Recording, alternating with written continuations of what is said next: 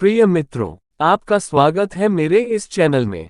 यदि आप पहली बार मेरे चैनल कहानियों की दुनिया में आए हैं तो सब्सक्राइब जरूर करें और बेल आइकॉन प्रेस करना बिल्कुल न भूलें, ताकि मेरे हर वीडियो आप तक सबसे पहले पहुंच सके। आज की कहानी है ध्यान। बर्मा में एक बौद्ध भिक्षु को कहा गया कि वह नए मंदिर के लिए, विशेषकर उसके द्वार के लिए एक विशेष ड्राइंग, एक विशेष डिजाइन तैयार करे। तो बौद्ध भिक्षु ड्राइंग तैयार करने में लग गया। उस बौद्ध भिक्षु का एक बहुत मेधावी, बहुत कुशल शिष्य था, जिसे उसने अपने पास रहने को कहा। शिष्य का काम था कि गुरु जब ड्राइंग बना रहा हो तो वह सिर्फ उसे देखता रहे, और अगर ड्राइंग उसे पसंद आए तो उसे कहना था कि ठीक है, और अगर न पसंद आए तो उसे कहना था कि ठीक नहीं है।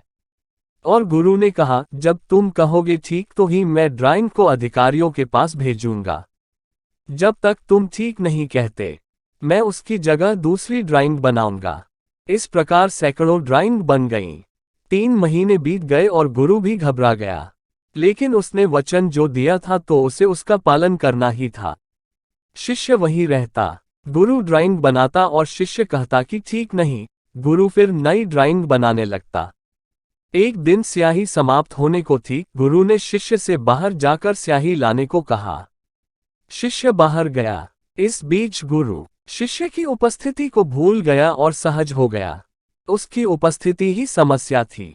उसके मन में सतत यह धारणा बनी रहती थी कि शिष्य उसे देख रहा है, उसकी कृति को जांच रहा है, और गुरु को निरंतर यह ख्याल बना रहता था कि शिष्य को उसकी रचना जंचेगी या नहीं, और कहीं उसे फिर से नई रचना में न लगना पड़े।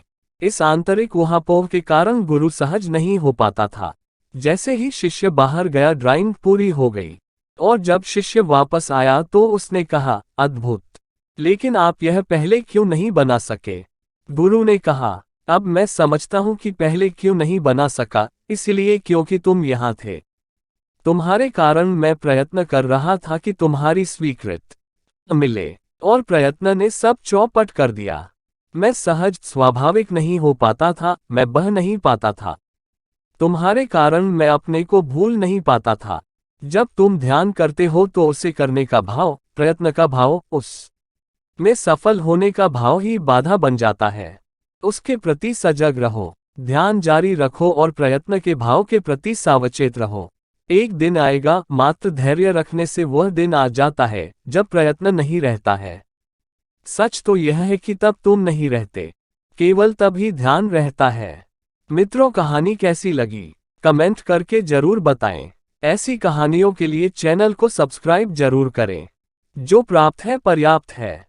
जल्द ही मिलते हैं अगली कहानी लेके। धन्यवाद।